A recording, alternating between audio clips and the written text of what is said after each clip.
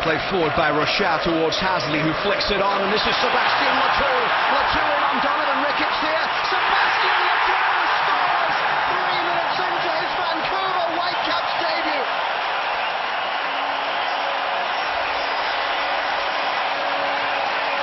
What a start for Vancouver.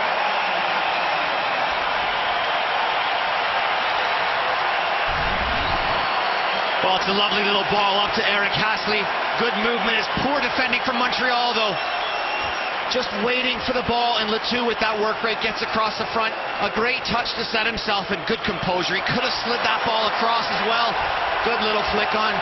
There's Le Toux. He gets across the front of the defender, settles himself, and side foots it home. What a fantastic start to his career with the Vancouver Whitecaps.